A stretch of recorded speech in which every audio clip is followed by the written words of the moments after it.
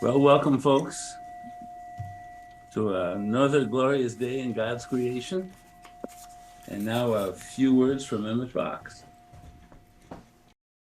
What Moses means today.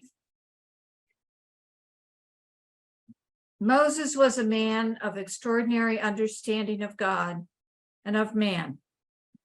He was also one of the great historical leaders of the human race. He was born in Egypt, which was in those days the most highly civilized country in the world. But at the time, the authorities gave orders to kill the male children of the Israelites, and Moses' mother tried to save his life by placing him in a little basket and hiding it at the river's edge, where Pharaoh's daughter could not help but see it when she came to the river to bathe. The sister of Moses was told to hide among the tall reeds to guard the baby. The king's daughter saw this little basket, opened it, and when the child cried, her heart was touched. She looked around, and out came the sister, and you know the rest of the story, how the sister was sent to fetch a woman to take care of the child and brought Moses' own mother. Now there is a remarkable text here. Pharaoh's daughter says to the woman, "Take this child away and nurse it for me, and I will give thee thy wages." In the Bible sense, you are the king's daughters as soon as you reach out for the truth. The infant Moses is that higher teaching that draws out your heart. Now, how do we nourish our infant Moses? By prayer and meditation. Otherwise, the child will starve. However, if we take the child and nurse it, we shall get our wages, and our wages shall be freedom, peace of mind, harmony, understanding, and the fellowship of God Himself.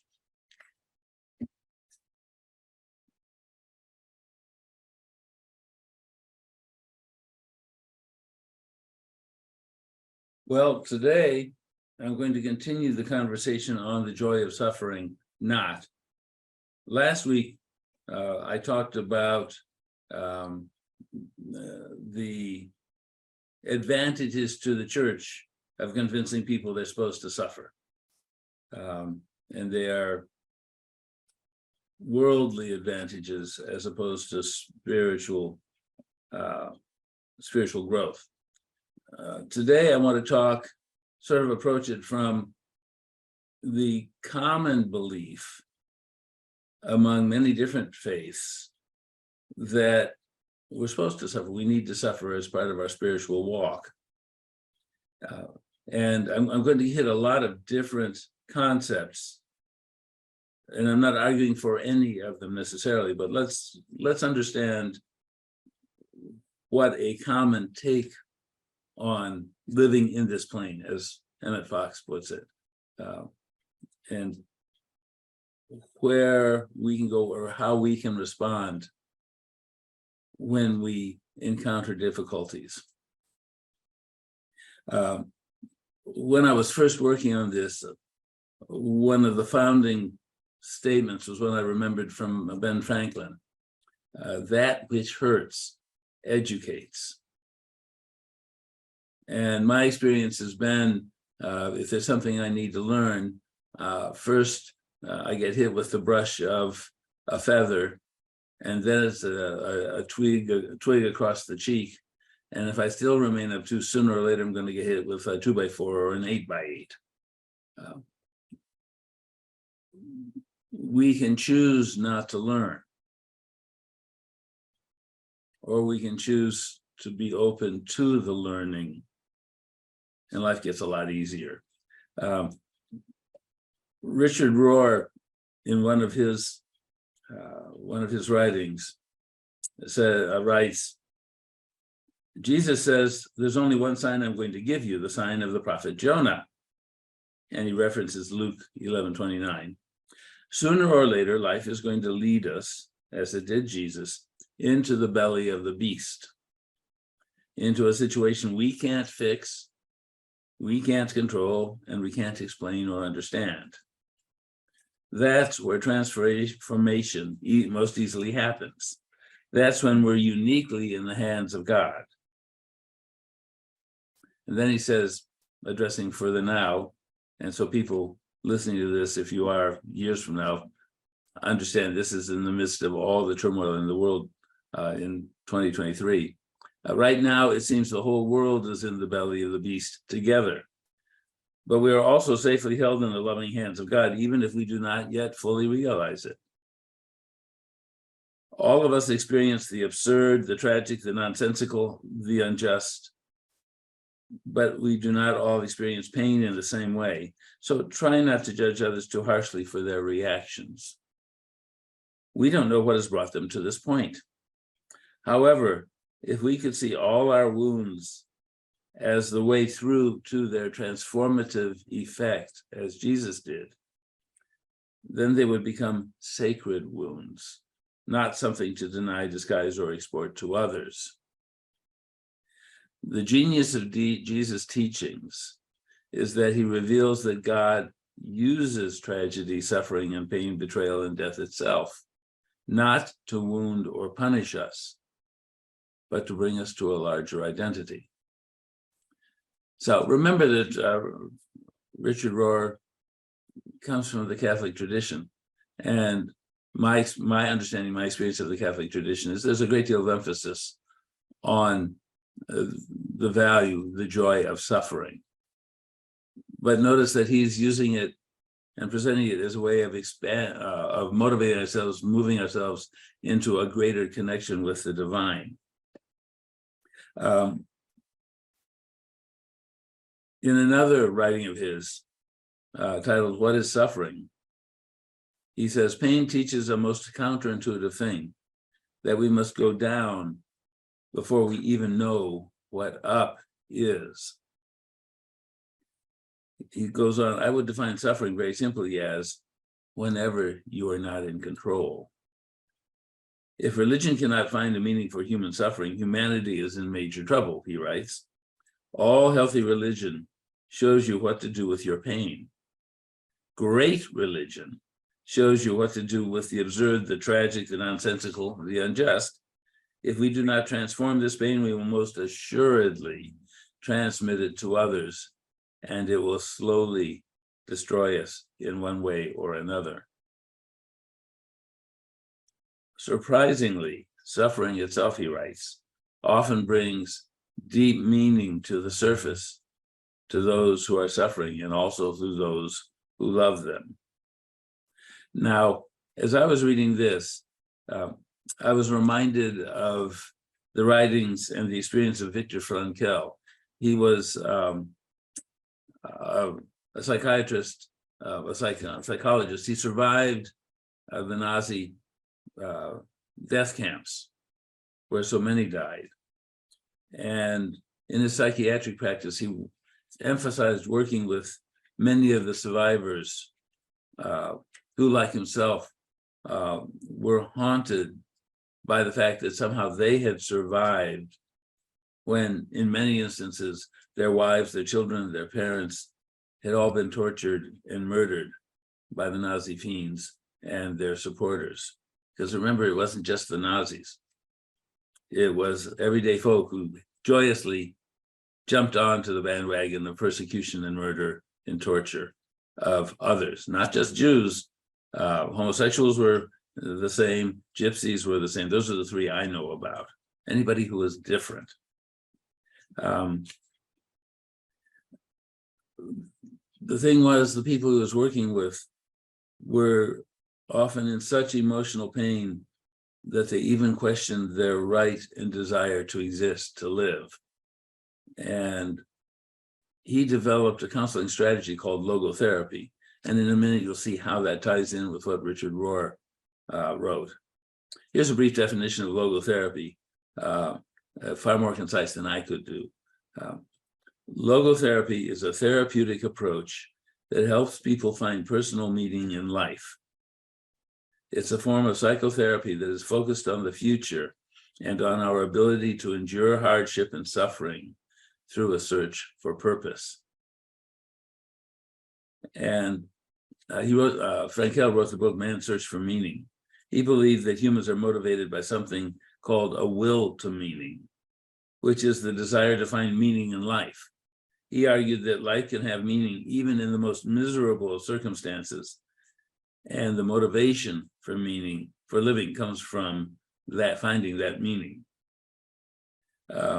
He believed that when we can no longer change the situation, we are forced to change ourselves. And as an example, I read the book many years ago. People who were suffering because all their loved ones had died, he posited, can you imagine what their life would have been like if you had died and they had been the sole survivor? So he gave them the will to purpose of carrying suffering so that their family members did not have to. Baha'u'llah, founder of Baha'i, speaks about suffering in some of his writings. And interestingly enough, also it's clear from his writings that he believed that we have many lives here. And I'll do an exploration of that at some point. But he wrote, when thou lookest about thee with a perceptive eye, thou wilt note that on this dusty earth all humankind are suffering.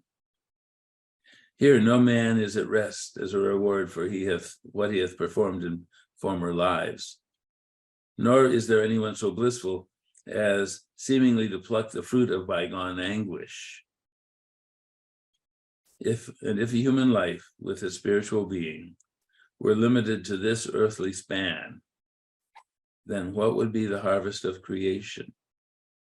Indeed, what would be the effects and permitted by God as the test of humility and faith? And he goes on, the writer goes on, this was not, the quote was from an article, and the writer goes on to explore how different people, different religions respond to suffering, presented as it's a question as old as humankind. And then this writer goes down and explores the different religious approaches. And I'm just going to hit them so that we can take a broader look at things. Hinduism considers the suffering of individuals in the broader context of a cosmic cycle of birth, life, destruction, and rebirth. Most Hindus view suffering as punishment for sins committed in this life or past lives. For Hindus, even a seemingly innocent person who has not released the bad karma from past lives can suffer this punishment. For most Buddhist schools, all life is suffering caused by attachment to worldly things. This attachment, which can take the form of greed, hate, ignorance in this life and in past lives, can turn into more suffering, karma, unless mitigated. Buddhists don't necessarily see suffering as divine punishment, but something that must be overcome through detachment from material objects and relationships. The Old Testament contains stories that describe suffering as due to weakness in devotion to God. And many Jews believe that suffering is also due to the free will of God, free will that God gave to humans, and that his purpose in allowing suffering of the innocent should be good, though mysterious. In Islam, suffering is considered as a path of submitting to the will of God. Islam sees some suffering as the work of Satan or his associates in the world of spirits, of the jinn, and is permitted by God as a test of humility and faith.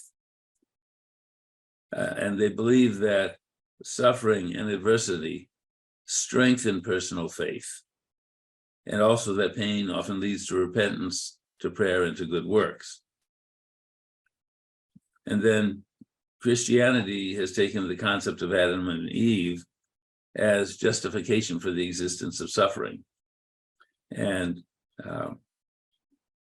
Christians, typically, this person writes, understand that a perfect past existed in Eden, from which human beings fell into sin, and all humans are sinners from birth. Now, I want to make a note that Quakerism does not believe that, among others. And I would guess that the spiritualist community also does not believe that. So here we are looking at suffering as accepted, often suffering as deserved. But what if suffering just is part of this life? And that's sort of what I want us to look at. So we live here, there's suffering. How do we deal with it? Nadia Bolz-Weber, I don't know how many of you are familiar with her work. She is a former, if I remember correct, biker gang member who found joy, found God, and founded in Colorado the Church of All Sinners. I haven't got the title right, but it's something like that. And she's known for pretty blunt conversations. And one of the things she says is that she was talking about a service in a prison for women. And she says the suffering that these women have both caused and endured is not so easily hidden. And she says, I think there is maybe this no way to hide how shitty life is dynamic in prison allows for something else as well. And that is perhaps counterintuitively joy. And she witnesses the acknowledgement of those in prison of the suffering they've experienced. And in fact, parenthetically, there's many studies that show that the majority of women in prison and a lesser majority of men have been abused and tortured in life. And that's how they ended up where they were. But she's saying that in prison, you don't hide the fact that you had one hell of a life, shitty experience, lots of suffering, and created lots of suffering. But she says what she witnesses is, amidst this recognition of suffering, there are occasions of a bursting out loud celebration of life. And she says she's witnessed more of this in prison than in most churches she's been to. And her hypothesis is that a community's ability to hold suffering on it with honesty gives it the ability to also experience joy with abandon. And where does that take us? First of all, don't pretend. If you're going through suffering, if you're experiencing guilt for suffering you've caused, acknowledge it. But what you can also do is allow yourself the joy of knowing that God is within and that God heals. And she doesn't go on, but that moves us to how do we deal with it in a spiritual way, in a spiritual walk. And there's a writer, I seem to have neglected to, excuse me, to write down who wrote it. But the writer is, God is bigger than any problem. God in you is greater than any difficulty that you have to meet. God cares for you more than it is possible for any human being to realize. God can help you in the proportion or to the degree that you allow God into your life. And sort of where I want to transition into a couple of writings, if you will, about how we as a spiritual community, or how we as spiritual people, can address this situation. So let's see, who was this one from? I believe this one is from Fox. Prayer is always the solution, no matter what kind of difficulty may be facing you, no matter how complicated your problem may seem. Prayer can solve it. So what Fox is saying here is, don't wallow in suffering. Suffering in itself is not a desirable end, nor should you pin your hopes on it for making you more religious or more spiritual.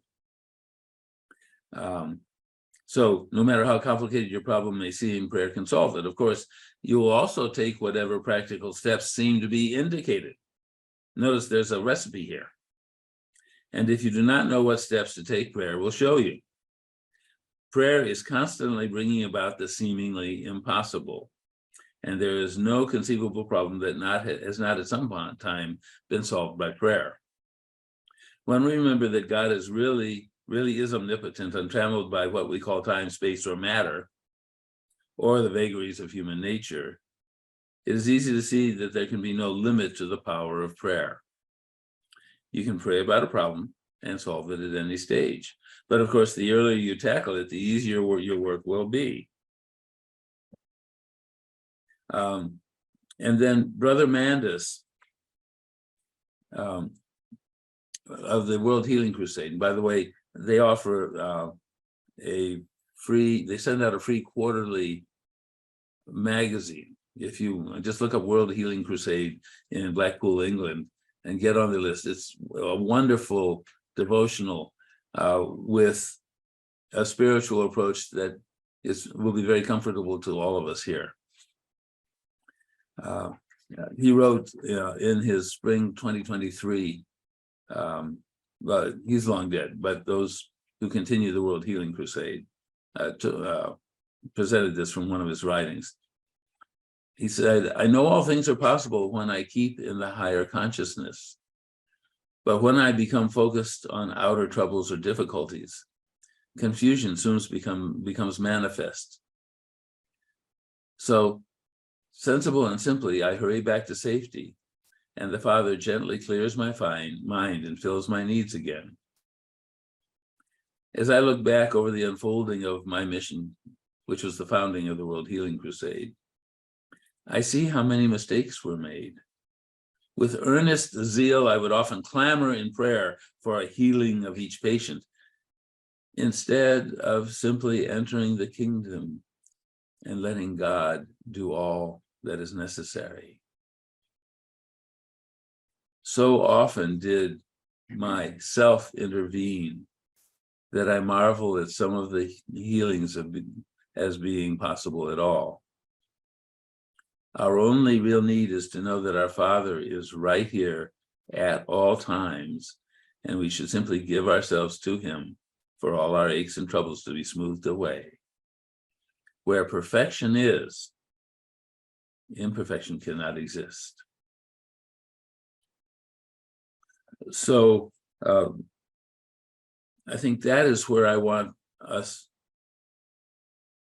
to set our thoughts this week, to the setting aside of our focus. And Emmett Fox in another reading talks about, don't focus on the problem, focus on God's love. And that's precisely what Brother Mandus is saying as well.